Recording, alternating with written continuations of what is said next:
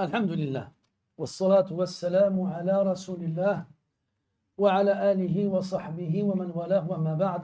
أيها الإخوة الكرام، نلتقي وإياكم في هذه الليلة المباركة التي هي 5 من شهر ربيع الأخير لعام 47 و400 وألف للهجرة، الموافقة للسادسة والعشرين من شهر سبتمبر لعام 25 و2000. كعادتنا في ليالي السبت نقرأ كتاب الإمام أبي زكريا يحيى بن شرف النووي رحمه الله تعالى، الذي جمع فيه جملة من الآيات القرآنية والأحاديث النبوية في أعمال القلوب وفضائل الأعمال وما يتعلق بمكارم الأخلاق، وسمى هذا السفر الجليل برياض الصالحين. ولم نزل في الباب 27 الذي يتحدث عن حرمات المسلمين وبيان حقوقهم والرحمة بهم والشفقة عليهم. وكنا قد شرعنا في لقائنا الماضي في قراءة الحديث 14 من هذا الباب، ولم نصل إلى تمامه، فسنعيد قراءته من أوله ثم نلخص ما تحدثنا عنه، ثم نختمه بإذن الله عز وجل، سائلين الله سبحانه وتعالى أن يمن علينا بالإخلاص والصدق في القول والعمل، ويرزقنا العلم النافع والعمل الصالح، وأن يجعلنا هداة مهتدين غير خزايا ولا مفتونين، إنه ولي ذلك والقادر عليه. Mes chers frères, nous nous retrouvons dans cette 5e nuit du mois de Rabi' al-Akhir de l'an 1447, c'est-à-dire le 26 septembre 2025. Comme chaque vendredi soir, nous nous retrouvons avec le livre de l'imam Abu Zakaria Yahya ibn Sharaf al-Nawawi rahimahullah, livre dans lequel il a réuni une série de versets coraniques et de narrations prophétiques qui traitent des actions du cœur, des actions vertueuses de façon générale, ainsi que de certains points en rapport avec les nobles caractères. Nous sommes toujours dans le 27e chapitre de ce livre qui traite des sacralités des musulmans ainsi que des droits qu'ils ont les uns sur les autres et de la miséricorde et de la compassion qu'ils doivent avoir les uns envers les autres. Et nous avons commencé la semaine dernière, grâce à Allah Azza wa Jal, la lecture du 14e hadith de ce chapitre, sans pour autant arriver à la fin. Donc on va reprendre sa lecture depuis le début, puis résumer brièvement ce qu'on a pu dire jusqu'à présent, et enfin reprendre là où nous nous sommes arrêtés pour finir le hadith et passer au hadith suivant, Inch'Allah Ta'ala. En demandant à Allah Azza wa Jal de nous octroyer la pureté de l'intention, ainsi que la véracité dans les paroles et les actions, et de nous accorder sa bénédiction, et d'accepter nos actions et de nous faire miséricorde le jour de la résurrection. تفضل أيها القارئ وبارك الله فيك. الحمد لله رب العالمين، والصلاة والسلام على أشرف الأنبياء والمرسلين نبينا محمد وعلى آله وصحبه أجمعين. اللهم اغفر لنا ولشيخنا ولوالديه ولنا والحاضرين والمستمعين. قال الإمام أبو زكريا يحيى بن الشرف النووي رحمه الله، وعنه رضي الله عنه أنه قال: قال رسول الله صلى الله عليه وسلم: لا تحاسدوا ولا تناجشوا ولا تباغضوا ولا تدابروا ولا يبع بعضكم على بيع بعض، وكونوا عباد الله إخوانا. المسلم أخو المسلم، لا يظلمه ولا يخذله ولا يحقره ولا يخذله ولا يحقره ولا يخذله. التقوى ها هنا، ويشير إلى صدره 3 مرات. بحسب امرئ من الشر أن يحقر أخاه المسلم. كل المسلم على المسلم حرام دمه وماله وعرضه. رواه مسلم. التناجش أن يزيد في ثمن سلعة ينادى عليها في السوق ونحوه ولا رغبة له في شرائها، بل يقصد أن يغر غيره، وهذا حرام. والتدابر أن يعرض عن الإنسان ويهجره ويجعله كالشيء الذي وراء الظهر والدبر. أحسنت، بارك الله فيك. وعنه أي عن أبي هريرة رضي الله عنه عن النبي صلى الله عليه وسلم أنه قال: لا تحاسدوا. وقلنا أن الحسد معناه أن يجد المرء في نفسه كراهة أو كراهية تجاه أخيه بسبب نعمة حظيها أخوه وحرم إياها. ومعنى التناجش كما بين معنى ذلك المصنف رحمه الله أن يتعمد المرء زيادة ثمن السلعة وهو غير قاصد شراءها لأجل أن يحرم أخاه منها. وقال ولا تباغضوا أي لا يبغض بعضكم بعضا. وسبق أن قلنا أن البغض ضد الحب، فضد نهي الشيء أمر عن ضده، فإذا نهينا عن التباغض اقتضى ذلك وجوب التحاب. ولا تدابروا كما ذكر المصنف رحمه الله، لا أن يعرض عن الإنسان ويهجره ويجعله كالشيء الذي وراء الظهر والدبر، أي أن يجعله وراءه ولا يلتفت إليه ولا يرفع له رأسا ولا يلقي له بالا، فهذا كله منهي عنه. ولا يبيع بعضكم على بيع بعض، إذا حصل الاتفاق بين الطرفين أي بين البائع والمشترى أو المشتري عفوا، فلا يجوز لثالث أن يتدخل في هذا الاتفاق بحيث يريد إبطال هذا الاتفاق بشراء السلعة بثمن زائد أو ببيع السلعة بثمن منخفض. وذكرنا روايات أخرى ذكرها البخاري رحمه الله تعالى في صحيحه، حيث قال ولا تجسسوا ولا تحسسوا.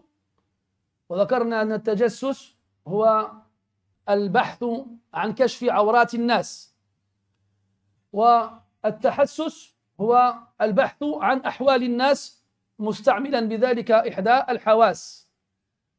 وجاء في رواية أخرى أنه زاد ولا يخطب بعضكم على خطبة أخيه فيما يتعلق بالزواج. وجاء في بعض الروايات أنه قال عليه الصلاة والسلام حتى ينكح أو يداع، حتى ينكح أو يداع أي يترك.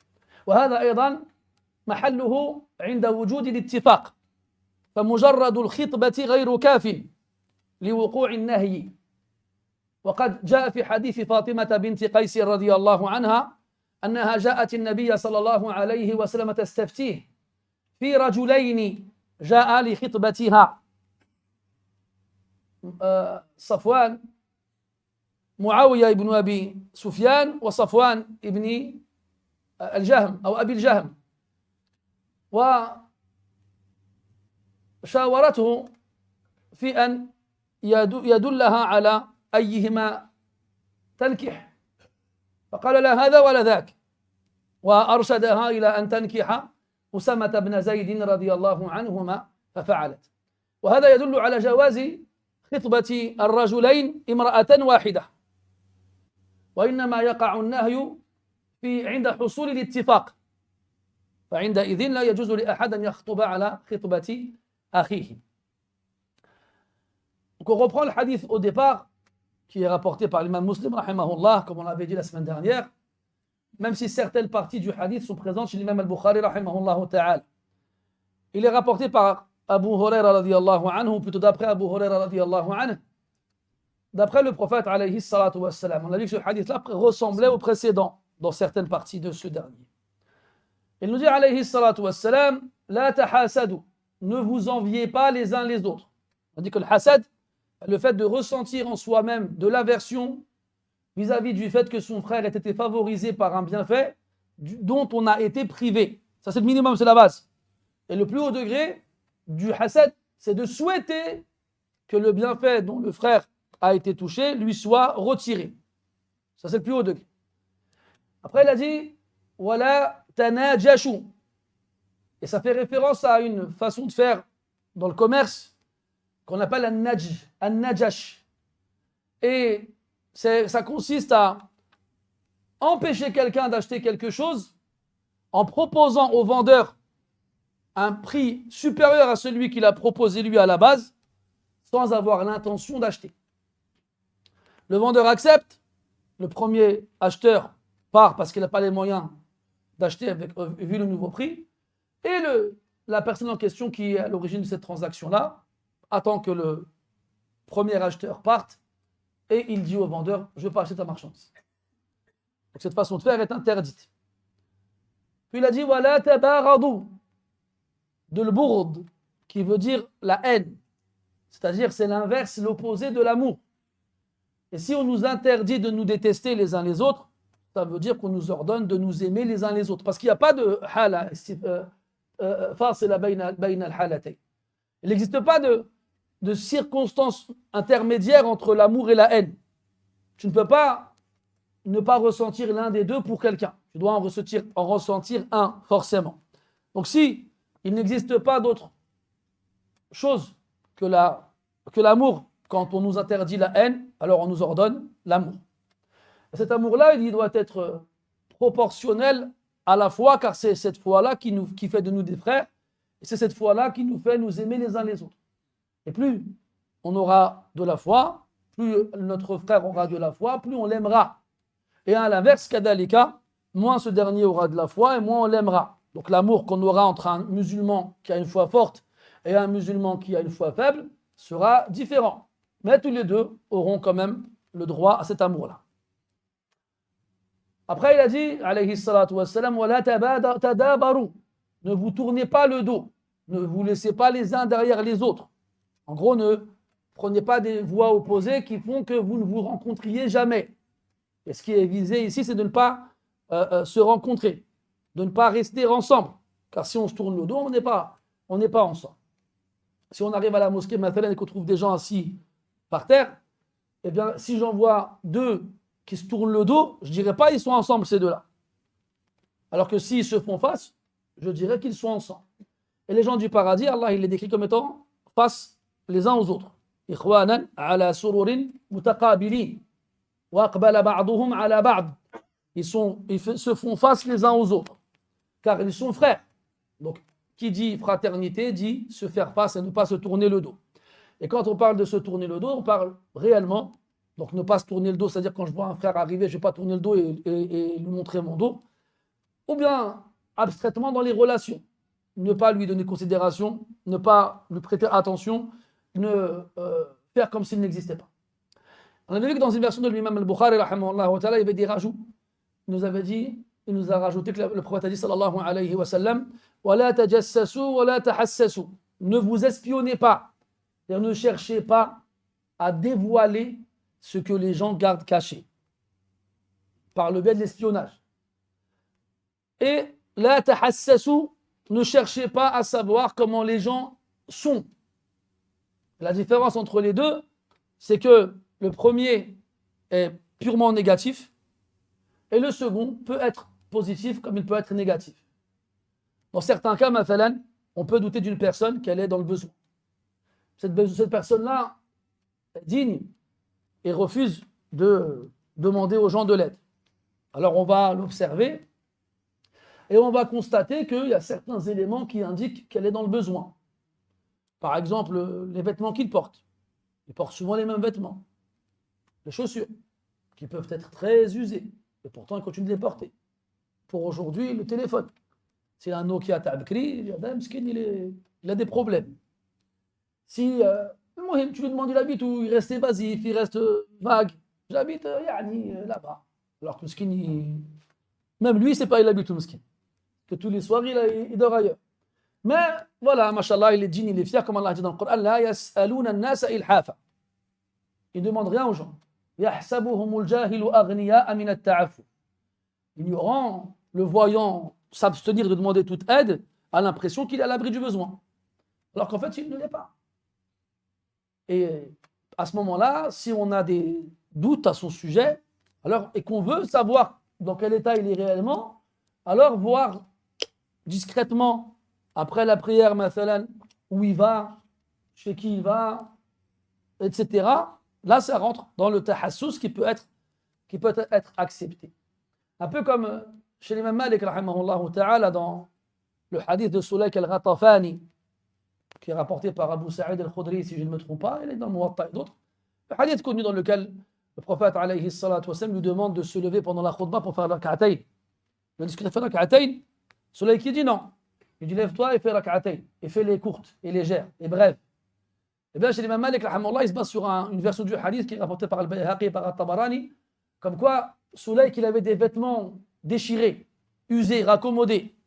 Et que le prophète a fait ça exprès pour que les gens le voient pendant le sermon du vendredi et qu'après ils aillent lui faire des aumônes. Après, les savants divergent sur cette narration-là, est-ce qu'elle est authentique ou non. Mais dans tous les cas, en partant du principe où elle le serait, c'est un moyen que le prophète a trouvé pour attirer l'attention des gens sur lui. Donc si al-tahassus, il est dans ce contexte-là, la ba'sa bihi. Il n'y a pas de mal. Amma si il est dans un contexte d'espionnage, de vouloir savoir ce qui se passe chez les gens alors que c'est caché, et on avait dans notre verset, donc à la fin ici, il disait aussi ce qui revient, ce qui se rapproche du tanajush, sauf qu'ici il y a réellement un achat ou une vente.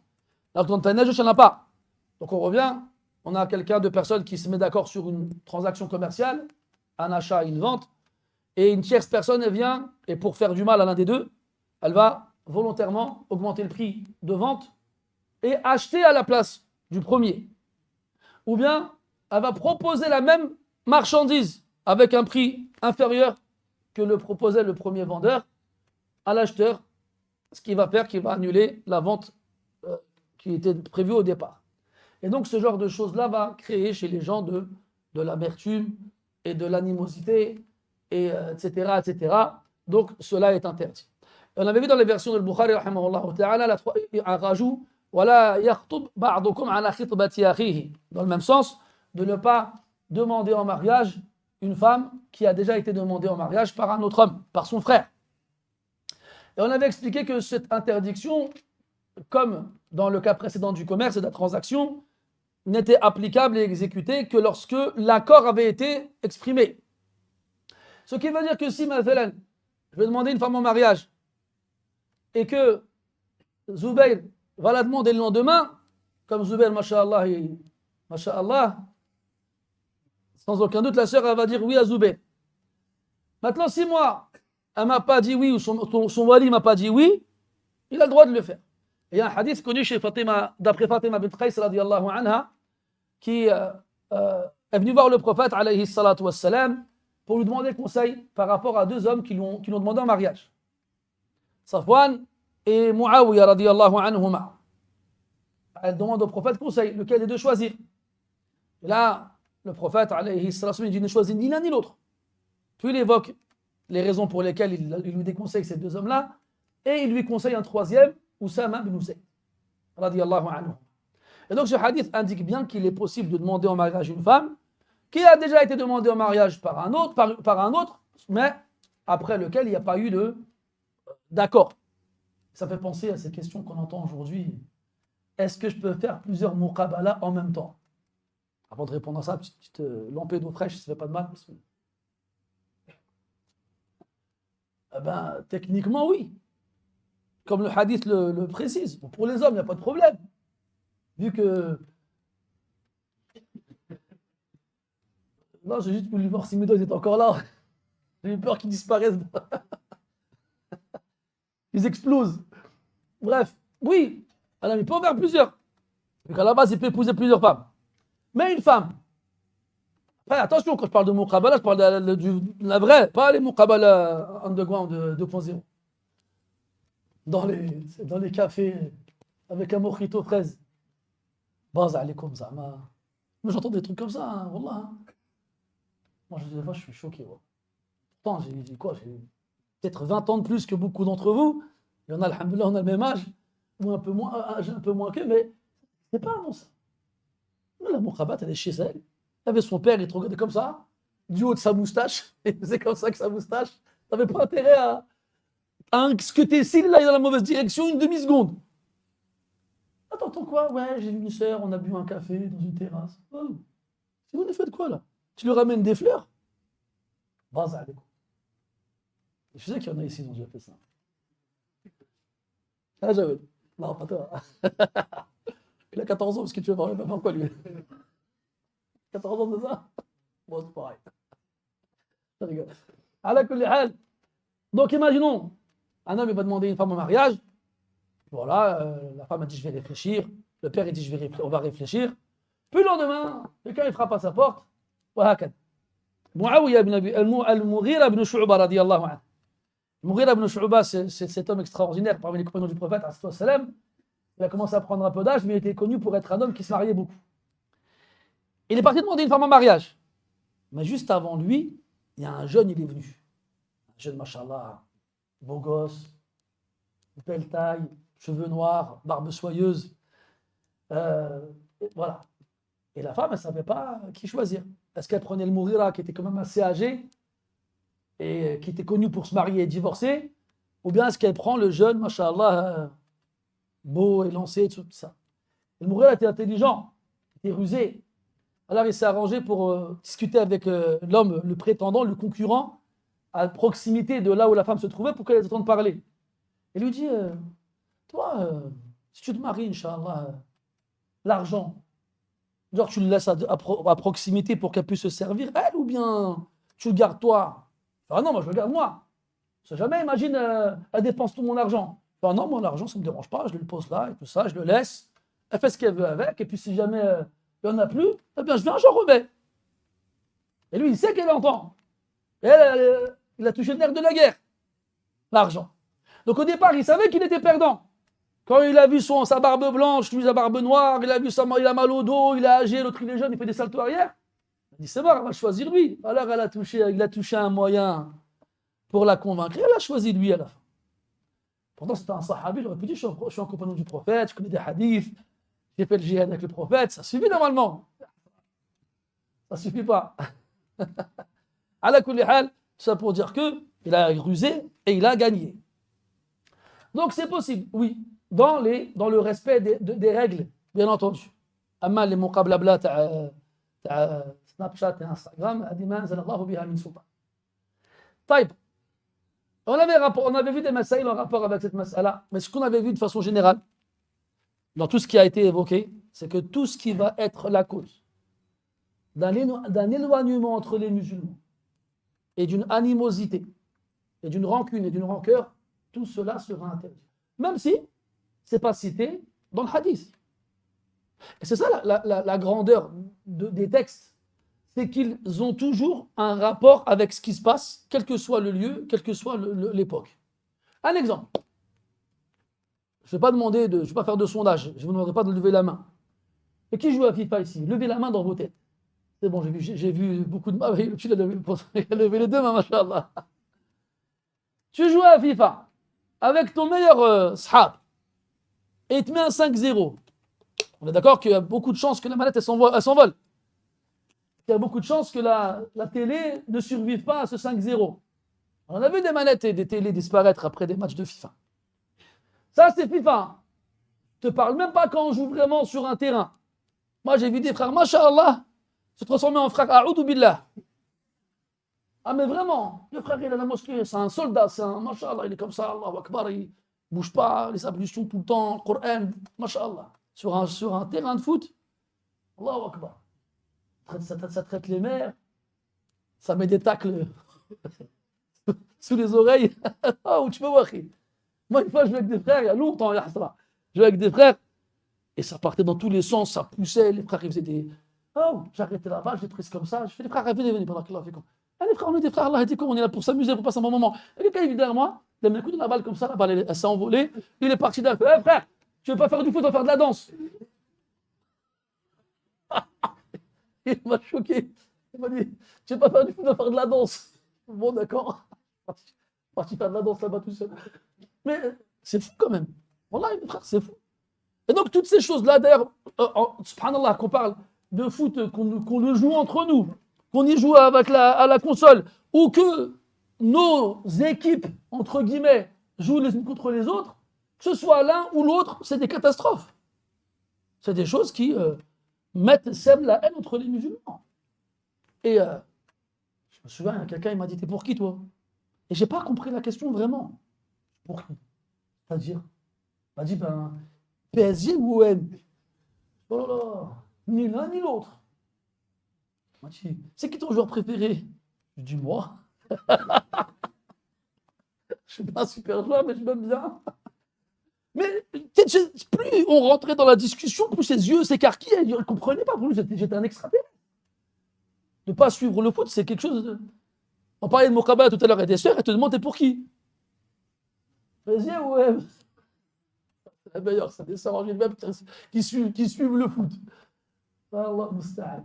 Bref, tout ça pour dire, vous savez, dans le Coran, on a une allusion à cela. Quand Allah il parle de jeux d'époque qui engendrent ces choses-là. Quand Allah dit subhanahu wa ta'ala, Ya ayyuhalladhina amanu innama al-khamru wal-maysir wal-ansabu rijsun min amali ash-shaytani fajtanibuhu la'allakum tuflihun. Il dit al-khamru wal-maysir, innama al-khamru wal-maysir wal-ansabu. J'en ai bien? Al-azlab, al-azlam, al-azlab, al-azlam. Subhanallah. Il cite des éléments qui sont très d'actualité à l'époque de la révélation du verset, donc la consommation d'alcool, les jeux d'argent facile, jouer avec les pointes des flèches, etc. Sont des impuretés qui viennent du diable. Délaissez-les afin de réussir. إنما يريد الشيطان أن يوقع بينكم العداوة والبغضاء في الخمر والميسر. Le seul objectif du diable dans ces choses-là, c'est de faire naître entre vous l'animosité et la haine. C'est ça. Parce que le shaitan, il sait que les croyants, ils doivent s'aimer. Il ne va pas les croyants se laisser s'aimer. Alors il va tout faire pour qu'ils se détestent. Et sur ce principe-là, et ce hadith en est la continuité, toute chose qui va faire naître chez les musulmans ces choses-là, haine, rancune, rancœur, etc., doit être proscrite. Et parmi les choses, on en avait déjà parlé d'ailleurs dans notre cours, c'est un peu quand tu viens à la mosquée avec ton maillot de ton équipe préférée. Non, mon frère. À l'époque du prophète sallallahu alayhi wa sallam, il y avait une dispute qui a éclaté entre deux hommes, des jeunes. Un qui se revendiquait des muhajirin, l'autre des ansar. Et la dispute, elle a pris de l'ampleur jusqu'à ce que l'un des deux frappe l'autre. Et là, chacun des deux a appelé son clan. Ya al-muhajirin, ya al-ansar. Là, le prophète, il entend ces appels, alayhi salatu wa sallam, il dit, c'est quoi ça? Est-ce que j'entends les slogans de la période anti-islamique alors que je suis parmi vous? Pourtant, ils n'ont pas dit ya al-Aws, ya al-Khazraj, ya Quraysh. Non. Al-Muhajirin ou al-Ansar, qui sont deux appellations qu'Allah Ta'ala non seulement a tolérées, mais qu'il a reprises dans le Coran. لقد تاب الله على النبي والمهاجرين والأنصار والسابقون الأولون من المهاجرين والأنصار. C'est des versets du Coran où ces appellations sont reprises par Allah subhanahu wa ta'ala, ce qui indique leur légitimité. Et pourtant, lorsqu'elles ont été utilisées dans un mauvais domaine, elles sont devenues des slogans de la période anti-islamique. Da'wa al-jahiliya. Qu'est-ce qu'on doit dire alors PSG Marseille?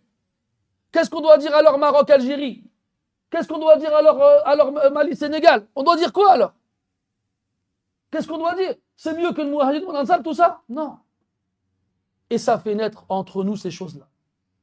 On est là, à la mosquée, on prie dans la même direction. D'ailleurs, un seul imam, on lit le même Coran, on fait la même prière. Wa qulubuna mutafarriqa.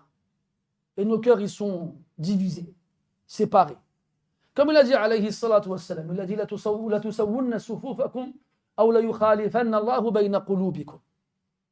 Quand il appelait les musulmans à aligner leurs rangs avant la prière, vous allez aligner vos rangs, sinon Allah, il opposera vos cœurs.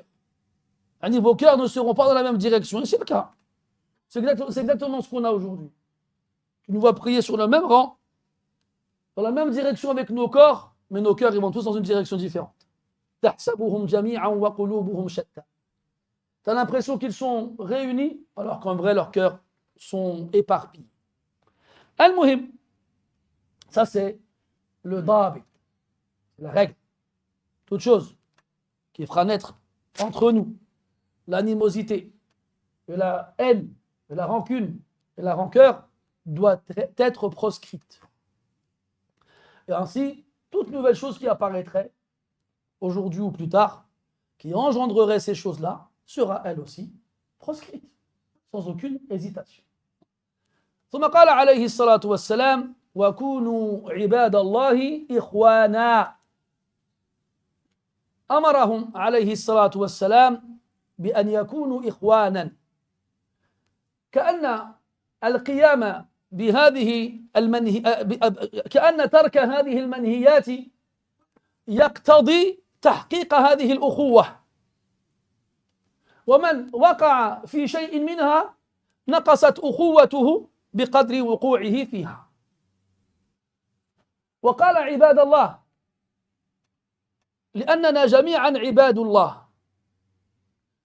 فالله تعالى لا ينظر إلى أجسامنا ولا إلى ألواننا ولا إلى وجوهنا ولا إلى أصولنا، وإنما ينظر إلى قلوبنا وأعمالنا، فإنه لا فضل لعربي على عجمي إلا بالتقوى، فلا يأتي أحد ويقول أنا عربي وهذا ليس بعربي فأنا أفضل منه، أو يقول أنا غني وهذا فقير أنا أفضل منه، أو يقول أنا قوي وهذا ضعيف فأنا أفضل منه. لا، هذا كله منهي عنه. ولا يجوز لك أن تنظر إلى أخيك وتحسب أنك أفضل منه. وكونوا عباد الله إخوانا، فعباد الله هنا منصوب على النداء، وإخوانا خبر كان، فلا بد من القيام بذلك حتى تتحقق الأخوة.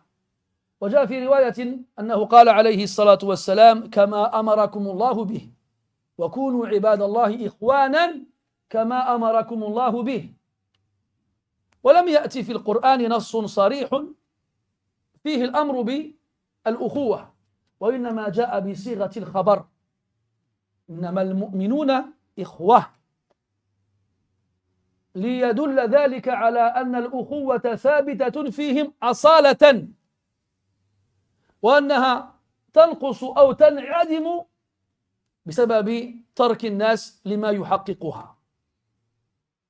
Puis il dit عليه الصلاة والسلام, on finit le hadith, وَكُونُوا عِبَادَ اللَّهِ إِخْوَانًا, et soyez, ô esclaves d'Allah, des frères. Donc il nous ordonne d'être des frères après nous avoir interdit une série de choses, desquelles on déduit une règle générale: toute chose qui fera naître entre les musulmans la haine, l'animosité, la rancune et la rancœur sera interdite. Donc, on ne peut être des frères les uns les autres, avec les autres, que quand on aura délaissé toutes ces choses qui sont interdites. Et proportionnellement à l'accomplissement de ces choses interdites-là, eh bien, notre fraternité diminuera. C'est-à-dire que si je prétends être le frère d'un musulman et que je lui tourne le dos, eh bien, le fait d'avoir fait une chose interdite aura comme incidence de diminuer ma fraternité avec cette personne-là. Le fait de le détester, kadalik, et ainsi de suite. Et donc, il nous dit, alayhi salatu wassalam, wa kunu ibadallahi ikhwana, en nous disant ibadallah, vous les esclaves d'Allah, parce que c'est tout ce que nous sommes. Allah tabaraka wa ta'ala ne regarde pas nos couleurs, nos corps, nos visages, nos rangs sociaux, nos origines. Il ne regarde pas ça, Allah subhanahu wa ta'ala. Allah azza wa jalla, il regarde nos cœurs et nos actions. Et ici, on a plein d'origines différentes. Et si on ouvrait la poitrine de chacun d'entre nous, on verrait à l'intérieur exactement la même chose. Il n'y a personne qui a un cœur noir, qui a un cœur blanc, qui a un cœur jaune, qui a un cœur rouge. On a tous des cœurs de la même couleur. Et si la couleur de nos peaux diverge, ça n'a pas d'incidence sur le contenu. Et ça, c'est en apparence, bien entendu. Après, la réalité du cœur, c'est Allah Ta'ala seul qui la voit. Car comme Allah nous a créé, il a créé Adam alayhi salam à partir de la terre, et qu'il a pris plusieurs morceaux de terre un peu éparpillés un peu partout sur la planète, on trouve chez les fils d'Adam des hommes dont le cœur correspond à la nature de la terre dont il provient. Il y a des terres fertiles, des terres bonnes, des terres qui contiennent des pierres, des minerais précieux, et il y en a qui viennent de terres stériles, de terres sur lesquelles rien ne pousse, et de terres qui ne contient aucun minerai, ou bien des minerais qui n'ont aucune valeur. Donc, comme on vient de cela, on est ainsi. Et c'est Allah Ta'ala qui le voit. Nous le voit. Donc nous sommes tous les esclaves d'Allah Azza wa Jal. Il n'est permis à personne de regarder son frère avec orgueil et mépris et en pensant qu'il est meilleur que lui, parce qu'il est arabe et parce que son frère ne l'est pas, ou parce qu'il est riche et parce que son frère ne l'est pas, ou parce qu'il est fort et parce que son frère ne l'est pas, etc., etc. Rien de tout cela ne vaudra quoi que ce soit ici-bas devant Allah Azza wa Jal et dans l'au-delà. Allah Ta'ala, le jour de la résurrection, il l'a appelé dans le Coran Khafidatul Rafi'a.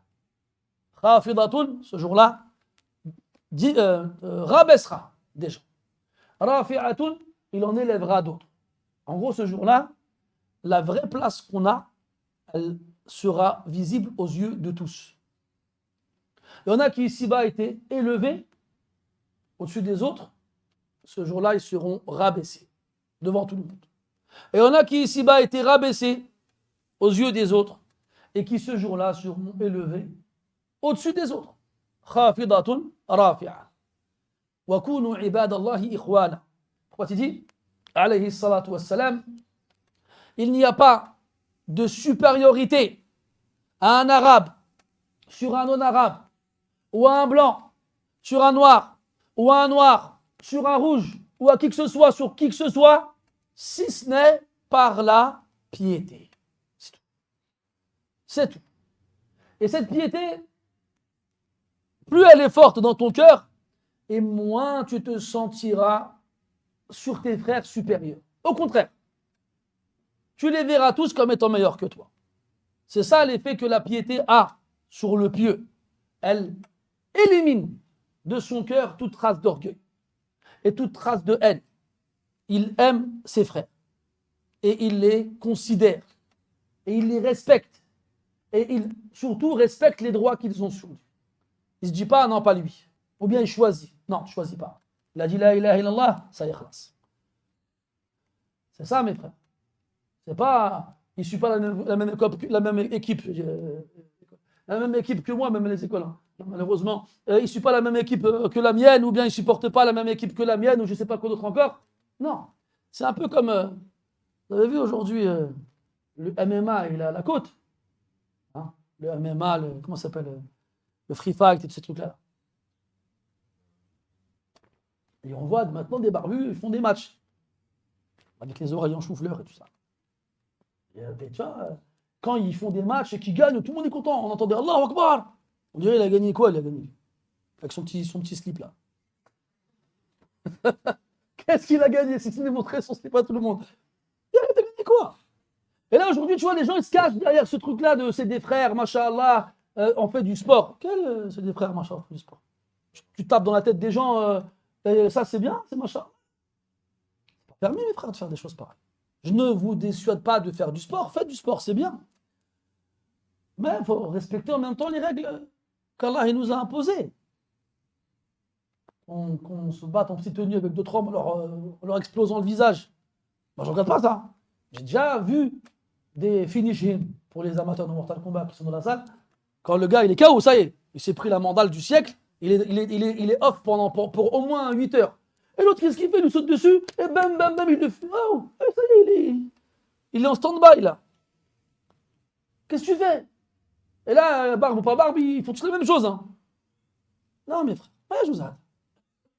Au-delà de ce que ça représente, hein, pour ceux qui ont un petit peu de recul, et qui savent très bien qu'on met des Arabes et des Noirs, ou bien des étrangers de façon générale, dans un octogone, et puis les riches, ils sont en train de manger des chips. Allez, mettez-vous des mandales et puis on vous donnera de l'argent à la fin. C'est pourquoi, mes frères? C'est pour satisfaire les frustrés de l'esclavage qui ont perdu leurs esclaves de l'époque, et pour créer de la main-d'œuvre par la suite. Parce que ces mecs-là, ils restent pas longtemps dans le game. Hein, il fait le malin pendant quoi? 6 mois, 1 an, après il disparaît. Parce qu'il a plein de neurones qu'il a laissés sur le tatami, si on peut l'appeler ainsi. Et là, il doit espérer ne pas avoir de cancer, je ne sais pas de quelle partie du corps, et finir sa vie au-delà de 40 ans. On l'a déjà vu. Moi, j'ai vu pareil une fois une vidéo d'un homme, je ne sais pas de quelle origine il était. Je crois que c'était un pays d'Amérique latine. Un jeune homme, alors il balèque beau, une petite barbe comme ça, il était grand, il était costaud et tout ça. Il a fait un match, et je ne sais pas, ils lui ont fait quelque chose dans la tête. Tétraplégique. Tétraplégique, t'es paralysé du corps, du cheveu au pied, quoi. Ça y est, il est fichu, lui. Il va finir sa vie dans un fauteuil roulant. Tout ça pour ça. Tout ça pour ça. Non, le musulman est plus intelligent que ça, mes frères. On ne dit pas aux musulmans de ne pas apprendre à se battre, de ne pas s'entraîner, de ne pas faire du sport. Bien au contraire. Faites tout ça, mes frères. Voilà, islamiquement parlant. Pas en suivant al-hawa. Et demain, quand tu vas te retrouver avec un frère devant toi, tu vas faire quoi? Et c'est pas ce qui est arrivé pas longtemps en France, là, avec les deux, là. Voilà, les deux, là. S'ils m'écoutent, hein, si vous m'écoutez. Allah yahdikum. Voilà. Vous ne vous rendez pas compte de ce que vous faites, en fait. Vous êtes là en mode frère, on est des frères, l'ihya et tout ça, mashallah, sunnah. Arrête, vous vous battez devant tout le monde. Quel exemple vous donnez aux jeunes qui vous regardent? Quel exemple vous donnez, en fait? Et quand eux aussi vont faire comme vous, et qui se frapperont les uns les autres et qu'ils en tueront, parce ça arrive de mourir dans ces trucs-là. Ça arrive. Il n'a pas voulu, il lui a mis une pêche dans le bas de la nuque. Ça arrive. Traumatisme crânien, il le tue. Tu as dit quoi? J'ai pas fait exprès. Je voulais pas. Tu lui mets une pêche dans le bas du crâne, tu t'attendais à quoi? Qu'ils vomissent des arcs-en-ciel. C'est que dans les animés, ça fait ça. Mais dans la vraie vie, les gens, ils meurent. Et le prix du sang. Tu connais, toi, le jugement du meurtre, comment ça s'appelle, l'homicide involontaire en islam, tu le connais? Bah, tu t'en fiches. Donc, vous arrivez sur le ring, vous levez les mains, Zama faites dua, comme les footballeurs qui font toujours de chaud quand ils gagnent un match. Mais qu'est-ce que vous faites, en fait? N'importe quoi, wallah. N'importe quoi. Et vous vous donnez bonne conscience en pensant que vous gardez un environnement islamique. Vous êtes dans le haram. Haram, batil. Juz. Cela t'interdit, vous n'avez pas le droit de faire ces choses-là. C'est haram. Si vous savez le nombre de jeunes, de parents qui viennent me voir à la rentrée quand il faut inscrire les enfants au sport. Je veux l'inscrire au judo ou au karaté, mais au début à la salutation. Tu sais très bien que tu n'as pas le droit, tu le sais. Pourquoi tu viens me demander? Tu le sais. Tu veux la fatwa, c'est ça que tu veux? Tu l'auras pas, mon frère. Tu l'auras pas. Là, il y a chose. Inscris-le autre part. Et puis c'est tout. Il n'y a pas autre part, bah tant pis. Achète-lui un punching ball à la maison et puis fais sa main, tu sais, mettre des coups. C'est tout. Pourquoi est-ce qu'on cherche absolument la fatwa qui va nous ouvrir la porte? Non, haram, haram. Le prophète, alayhi salatu, il a interdit de frapper un animal au visage. Un animal. Vous savez, al-wasm, hein, les propriétaires de bétail, ils marquaient au fer leurs animaux. Et il a interdit de le faire sur le visage de l'animal. Parce que c'est une partie honorable. Comme il a interdit de frapper l'humain au visage. Comme il a interdit la mutilation. Couper les oreilles sur le champ de bataille, par exemple, comme il faisait avant. Après la guerre, ils coupaient le nez et les oreilles et les parties génitales de leurs ennemis, après qu'ils les aient tués. Et ils se faisaient des colliers avec. Trophée de guerre. Après, tu as interdit ça, Aristotem. Il a dit non, c'est le corps d'un humain. Il a sa hurma, sa sacralité. Un humain, ton ennemi, tu ne lui fais pas de mutilation. Le muhim, mes frères, nous on revient au hadith, وَكُونُوا عِبَادَ اللَّهِ إِخْوَانًا, pour qu'on soit des frères. Mais être des frères, c'est pas seulement comme nous on fait tous les jours, on dit frère 20 000 fois par jour. Tu as l'impression que plus on le dit, moins on l'applique. Plus on utilise le mot frère, moins on applique le sens du mot frère. Et c'est un problème. Et être le frère de ton frère, c'est pas seulement lui faire des sourires ou lui taper dans le dos. C'est lui dire ce qu'il n'aime pas entendre. quand il est dans l'erreur. Ne crois pas que ne dire à ton frère que ce qu'il aime entendre, c'est être son frère, vraiment. Non, tu l'as trompé, tu l'as trahi. Être le frère du musulman, c'est lui dire ce qu'il aime entendre et ce qu'il n'aime pas entendre. C'est ça le vrai frère. Celui qui te veut du bien, quitte à te mettre en colère. Dis, Akhi, non, là, t'as fait n'importe quoi. Non, là, je suis pas d'accord avec toi. Après, il nous dit, sallallahu alayhi wa sallam, Sharrun nas dhul wajhayn. Alladhi ya'ti ha'ula'i biwajh wa ha'ula'i biwajh. Il dit, alayhi sallam, le pire des gens, c'est celui qui a deux visages. Celui qui vient voir cela avec un visage et cela avec un autre. Dans une version du hadith, il dit, dhul wajhayn yu'ta lisanayn min nar yawm al-qiyamah. Celui qui avait deux visages ici-bas, on lui donnera deux langues en feu le jour de la résurrection. Pas tu vois ton frère, tu le vois dans l'erreur et tu le laisses. Tu es avec lui, c'est l'heure de la prière à la mosquée. Viens voir la mosquée. Non, j'ai un match là de JJB. Je sais que les frères, Inch'Allah. J'ai vu des triceps et des biceps se contracter quand j'ai dit ça dans vos camis moulants là.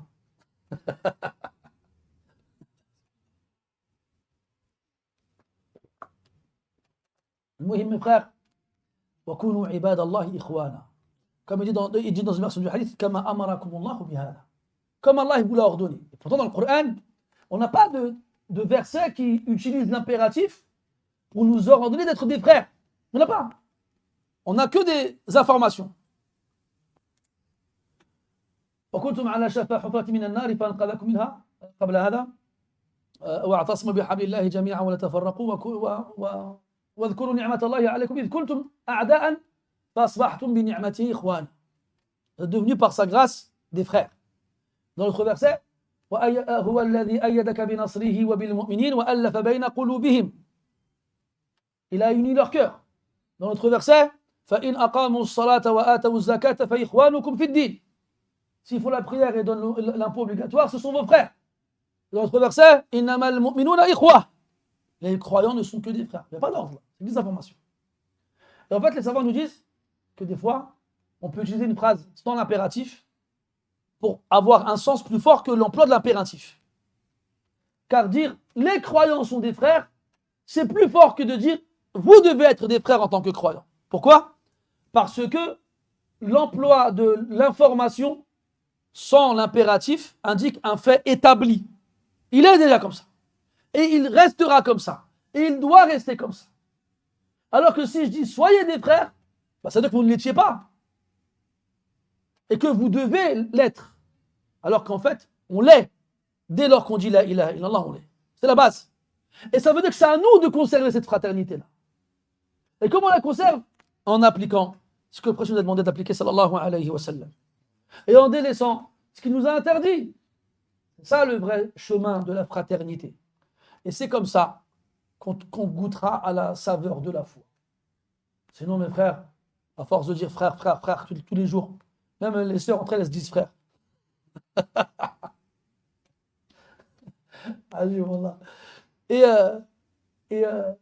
Et donc, on l'emploie tous les jours, et dès que tu as besoin de fraternité, tu ne la trouves pas. Et ça, c'est un grand problème. C'est un énorme problème, mes frères. ثم قال المسلم واخو المسلم لا يظلمه ولا يحقره ولا يخذله. وهذا سبق في شرحنا للحديث السابق.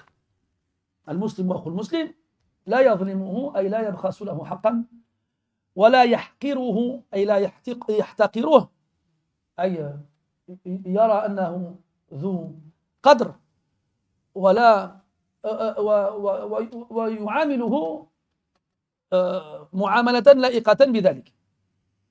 وفي رواية لا يخفره أو لا يخفره ومعناه لا يغدره بعهده إذا عاهده بشيء أوفى بعهده وإلا كانت فيه خاصة من خصال المنافقين إذا عاهد غدر وإذا خاصم فجر. ولا يخذله أي لا يترك نصرته وهو قادر عليها. Puis on a le reste du hadith qui correspond au hadith précédent. Le musulman, le frère du musulman, il ne le lèse pas. Il ne le privera pas de son droit. En gros, il n'est pas injuste envers lui. وَلَا يَحْقِرُهُ. Il ne le méprise pas. C'est-à-dire qu'il reconnaît sa valeur. Ton frère a de la valeur. Et si tu ne sais pas c'est quoi cette valeur-là, eh bien sache qu'elle est supérieure à la Kaaba. Comme on l'avait vu ensemble la dernière fois. Car le croyant a plus de valeur auprès d'Allah que la Kaaba elle-même. Donc tu ne le méprises pas. Et tu le respectes et tu le considères. Même s'il vient de je ne sais pas où, ou bien il te dit je ne sais pas quoi. C'est un musulman, tu le respectes. Le prophète, une fois, c'est le hadith de Jarir ibn Abdullah al-Bajali radiyallahu anhu. Il a dit, il a vu une femme assez âgée, fi aqliha shay. Elle avait un problème mental. Elle était dans une petite ruelle et elle a appelé le prophète alayhi salatu wassalam, alors qu'il marchait dans la rue. Et elle lui dit, Ya Rasulallah, inna li ilayka haj. J'ai besoin de toi, j'ai besoin par rapport à toi. Quand tu l'as vu, c'était une vieille femme avec un problème mental. Il est parti là-bas. Et il est resté avec elle à l'écouter attentivement jusqu'à ce qu'elle parte elle-même. On aurait pu se dire c'est une vieille dame. En plus, elle a un problème, ce qu'il a mental. C'est pas la peine. Elle va me faire perdre mon temps. Non. Anas s'est dit, radiyallahu anha, que la petite fille venait prendre la main du prophète, sans et partait avec lui en courant, et puis la suit. Il se laissait conduire par une petite fille. Où t'as vu quelqu'un comme ça, toi?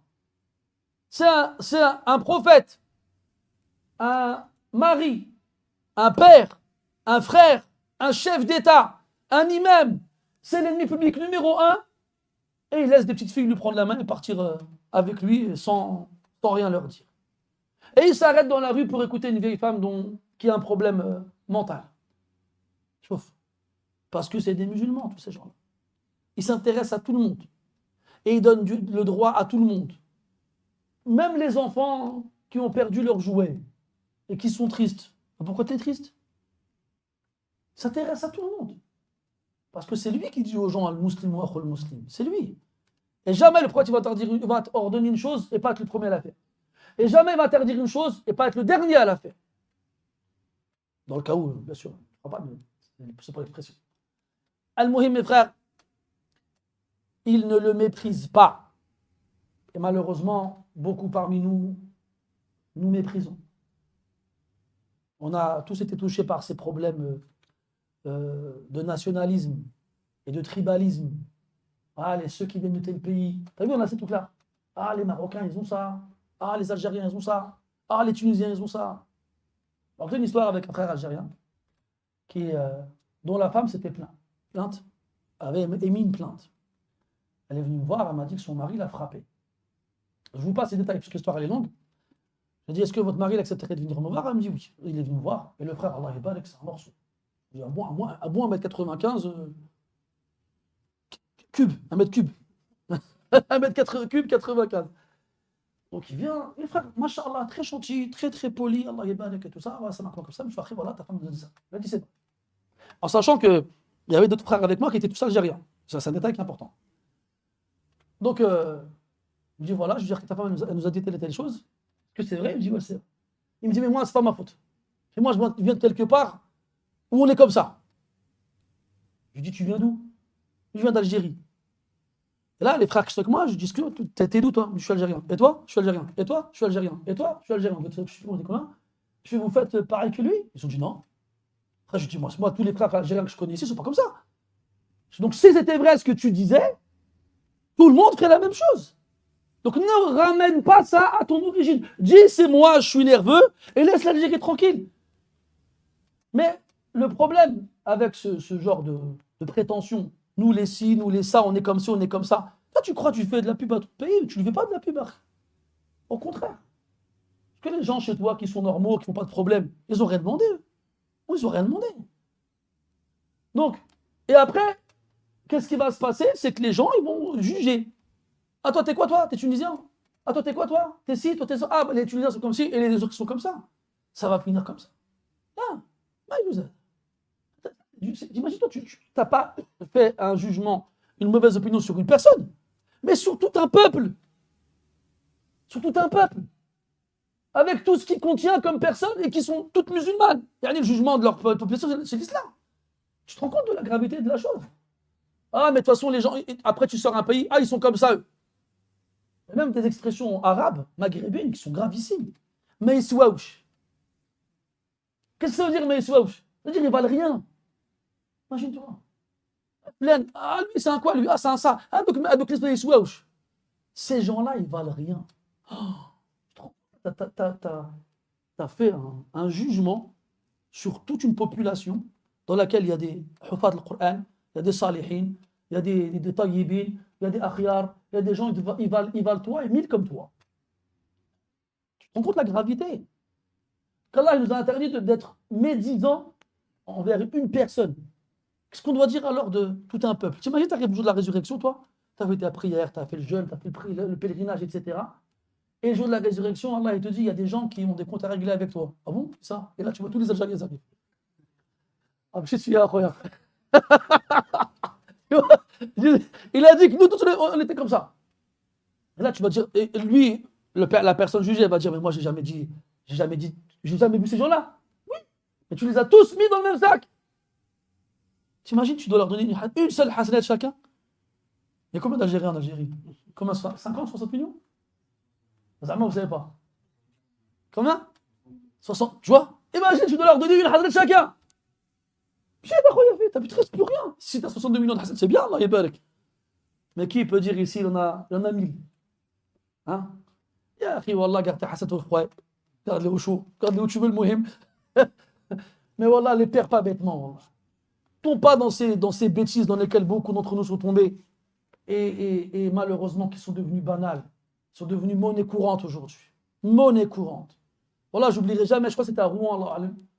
Je sais plus c'était quel match, je sais plus. Mais je sais que il y avait le Sénégal qui avait joué. Et un frère, parce qu'il n'a rien demandé à personne.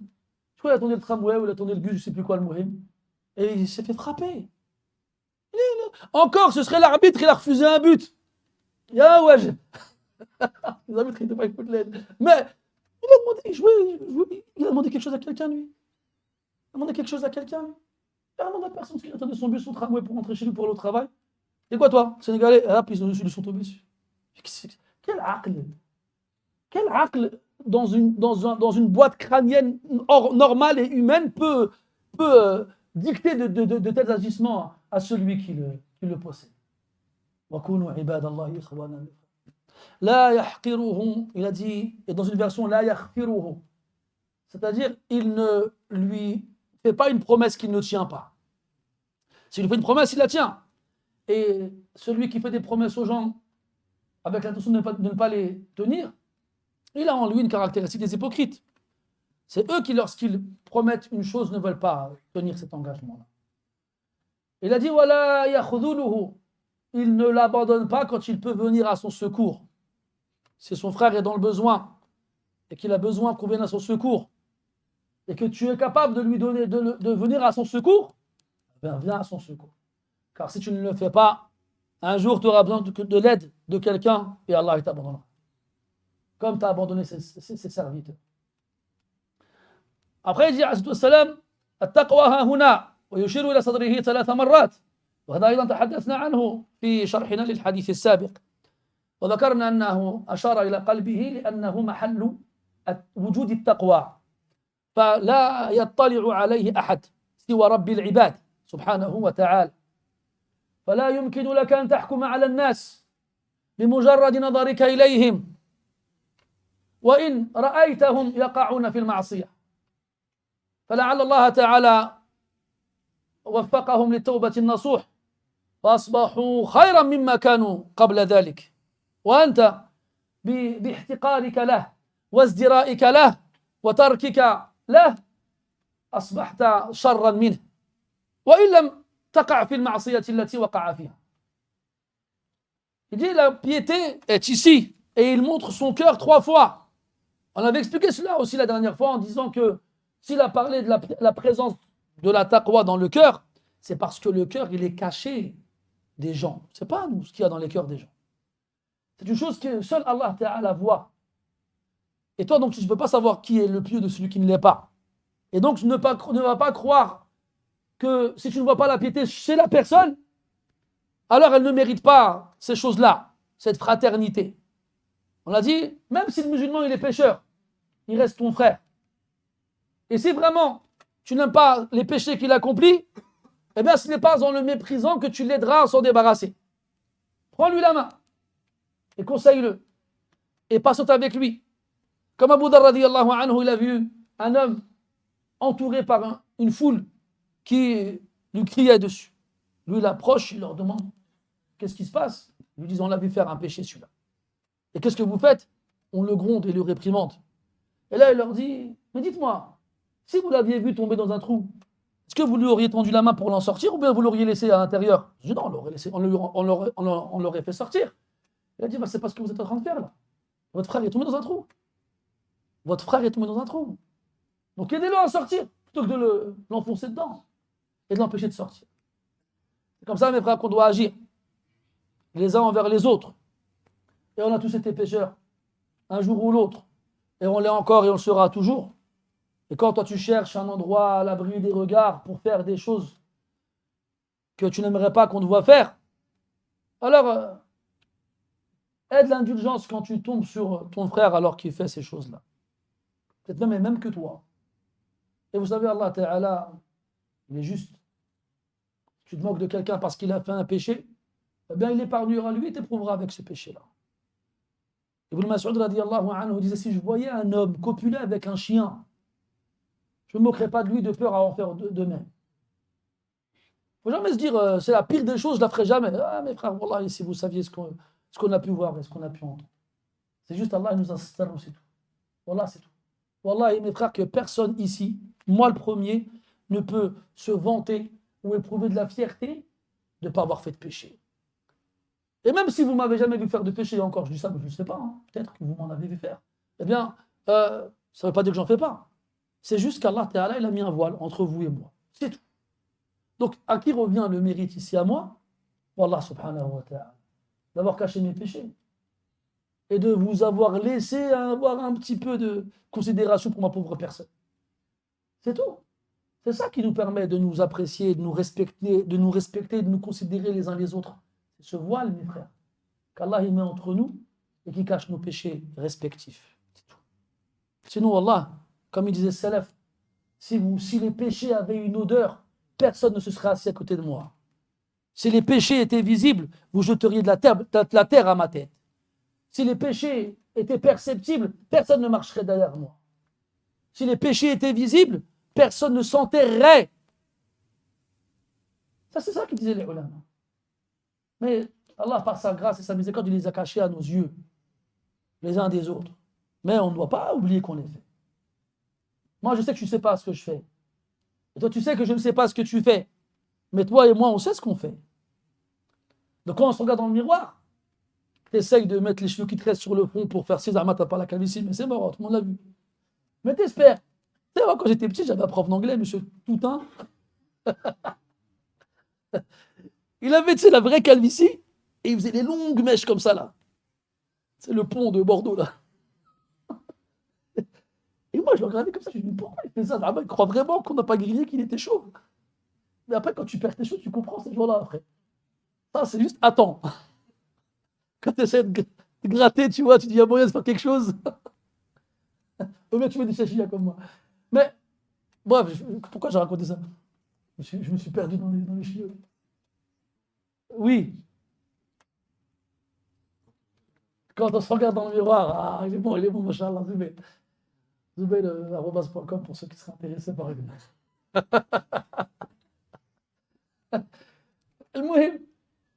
Quand tu te regardes dans le miroir, tu sais, wallah, tu sais. Wallah, tu sais. Souviens-toi tes secrets les plus noirs. Quand tu te regardes dans le miroir, et dis-toi, wallah, ce n'est pas un hasard si les frères continuent à voir en toi des belles choses. C'est juste parce qu'Allah il les a cachés, tes péchés, à leurs yeux, c'est tout. Dis Alhamdulillah, mon frère. Et arrête de croire que tu es meilleur que les autres. Qu'est-ce qui fait que tu te sens meilleur que les autres, franchement? Qu'est-ce que tu as de spécial, de particulier, t'as quoi? Si tu crois que tu es meilleur que les autres alors que tu es conscient de tes secrets les plus honteux, ben c'est que tu n'as rien compris. C'est que tu n'as rien compris. At-taqwa hahuna. Elle est là la piété. Elle n'est pas là, mais elle est dans le cœur. Elle est dans le cœur. ذلك ومن يعظم شعائر الله فإنها من تقوى القلوب. La piété des cœurs. Des cœurs, mes frères. Il y a des frères ici ou ailleurs et partout. Ils ont des cœurs plus purs que le cristal. Il y en a, mes frères, ils ont des cœurs plus noirs que le charbon. Il y a des frères, ils ont des cœurs plus blancs que la neige. Il y a des frères, des gens, ils ont des cœurs plus impurs que les crottins. Et nous, on ne sait pas. C'est qu'Allah qui sait. Mais une chose est sûre, c'est que ce cœur-là, tu peux le nettoyer. Tu peux le purifier. Le prophète dit, sallallahu alayhi wa sallam, qu'à chaque fois qu'on fait un péché, il y a un point noir qui apparaît sur le cœur. Si on se repent, Allah il polit la surface du cœur. Et le point noir, il disparaît. Mais si on ne se repent pas et qu'on enchaîne les péchés, les points noirs couvrent la totalité de la surface jusqu'à ce qu'ils deviennent noirs comme la nuit. Noirs comme la nuit. Donc, est-ce qu'on s'intéresse à nos cœurs, mes frères? Est-ce qu'on fait attention à ce que nos cœurs ils soient purs? Ils l'ont dit, les salafs. Je ne sais plus c'était qui disait ça. Qui parlait d'Abou Bakr Siddiq radiyallahu anhu. Il disait Abou Bakr radiyallahu anhu, il ne nous a pas devancés par les prières, le jeûne, la lecture du Coran et les aumônes. Parce qu'on trouvait des sahaba qui faisaient autant que lui, même plus que lui. Mais c'est quelque chose qu'il y avait dans son cœur. C'est quelque chose qu'il y avait dans son cœur, qui lui a donné cette place auprès d'Allah tabaraka wa ta'ala. Ça, mes frères, on dit, il ne faut pas se fier aux actions ou bien aux apparences ou bien d'autres choses de ce genre-là. Je ne sais pas. Quand les gens ils rentrent chez eux et qu'ils ferment leurs fenêtres et leurs portes, je ne sais pas, ils font quoi. Peut-être qu'ils vont appeler ses cousins au pays qui sont orphelins, leur demande s'ils vont bien, et puis leur demande s'ils ont besoin de quelque chose. Après, leur envoie un virement, et puis il va dormir. Peut-être qu'il a pris des orphelins en Palestine ou ailleurs, à sa charge. Peut-être qu'il a en train de construire un puits dans un pays où il n'y a pas d'eau. Peut-être qu'il est en train de construire une mosquée dans un pays où il n'y a pas de mosquée. Enfin, un pays où il n'y a pas de mosquée, t'as compris. Et toi, tu ne sais pas. Tu ne sais pas tout ça. Et le jour de la résurrection, Allah a dit Yawma tubla as-sara'ir, le jour où les secrets seront dévoilés. Il y aura des mauvaises surprises. Des gens comme moi, avec un micro devant la bouche, qui disent soyez comme ci, soyez comme ça, il ne l'est pas. Allah nous en préserve. Il y aura d'autres gens qui ne payent pas de mine, qui marchent sans que personne ne remarque leur présence. Peut-être même qui font preuve, qui subissent de la part des gens mépris et négligence. Et ce jour-là, ils seront dans les plus hauts degrés auprès d'Allah subhanahu wa ta'ala. المهم بحسب امرئ من الشر أن يحقر أخاه المسلم. Il suffit à l'homme comme mal de dénigrer son frère musulman, le mépriser, ne pas le considérer, ne pas lui donner d'importance, faire comme s'il était absent alors qu'il est là. Il suffit à l'homme comme mal. Tu arrives devant Allah, le seul mal que tu as fait, c'est ça. Ça suffit. Ça suffit pour que tu aies le droit à des reproches au minimum et à une punition au pire. Wal'iyadu billah. Attention. Souviens-toi cet homme-là qui prêtait de l'argent aux gens et qui n'était pas exigeant quand le jour de l'échéance arrivait. C'était quelqu'un de riche. Et il envoyait ses employés chez les endettés leur dire c'est le jour du remboursement aujourd'hui. Et leur disait bien, si jamais tu vois qu'ils ne peuvent pas rembourser, alors laisse-les. Laisse-les. Puis il est mort. Et Allah lui dit, pourquoi tu as fait ça? Pourquoi tu pardonnais aux gens, tu épongeais leurs dettes? Pourquoi tu n'étais pas exigeant sur le remboursement? Et Allah, c'était le seul bien que j'avais. C'est tout ce que je faisais comme bien. J'avais aucun autre bien que ça. Alors Allah lui dit, tu ne vas pas avoir plus de miséricorde envers mes serviteurs que moi. Et il lui a pardonné. Et il lui a pardonné. Ar-Rahman, mes frères, cette action extraordinaire qui est simple, Parce que même les animaux l'ont entre eux. Normalement, on devrait l'avoir entre nous aussi. Vous connaissez cette histoire de cette femme-là prostituée à qui Allah a pardonné parce qu'elle a brevet un chien assoiffé. Il ne faut jamais négliger ça, mes frères. Aujourd'hui, nous, c'est la chose qu'on néglige le plus. Est-ce que suivre la sunna, ça veut dire être dur? Est-ce que suivre les salafs, ça veut dire être intransigeant? C'est pas ça, mes frères. Ceux qui font ça, ils ont rien compris au salaf et à la sunna. Mais vraiment. Si on connaissait vraiment la sunna, et si on connaissait vraiment les salafs, wallah, ce serait nous qui aurions plus de miséricorde envers tout le monde. Musulmans et non-musulmans. Humains et autres. Comme dit Ibn Taymiyyah, rahimahullah, Ahlus sunnati a'lamu an-nasi bil haqq wa arhamu an-nasi lil khalq. Les gens de la sunna sont ceux qui connaissent le plus la vérité et qui ont le plus de miséricorde pour les créatures.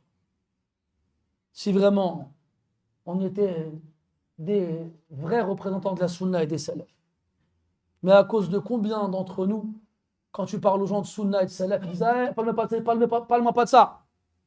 Parce qu'ils nous ont vu faire des ravages dans les mosquées et même en dehors des mosquées. Wa hasbunallah wa ni'mal wakil. Et on devra en répondre de ça aussi, mes frères, au jour de la résurrection. Quand à cause de toi et de ton comportement, les gens n'ont pas voulu suivre la sunna et les salafs que tu prétends suivre toi. Et que les premiers qui se seraient désavoués de toi, c'est les salafs que tu prétends suivre. Tu les suis dans quoi, dis-moi billah alayk, dans quoi tu les suis? Dans rien. Tu as juste mis un costume et tu crois avoir les super pouvoirs qui vont avec. Ça ne marche pas comme ça. Hein. Ça ne marche pas comme ça, mes frères. Les salafs étaient des exemples dans la piété, la dévotion, l'ascétisme, le bon comportement, la science et dans les actions cachées. Et on est où, nous, dans tout ça? On est où? On n'applique rien de tout ça. On a juste laissé nos barbes pousser, échanger notre garde-robe, et à la fin, on vient en bombant le torse à la mosquée, en regardant les gens de haut, parce qu'ils mettent des pantalons, ou parce que ci, ou parce que ça. C'est pas ça la sunna, mes frères, wallah. Nous, ce qu'on veut, c'est donner envie aux gens de suivre la sunna. Et faire aimer aux gens les salafs. C'est ça qu'on devrait faire. Pas le contraire.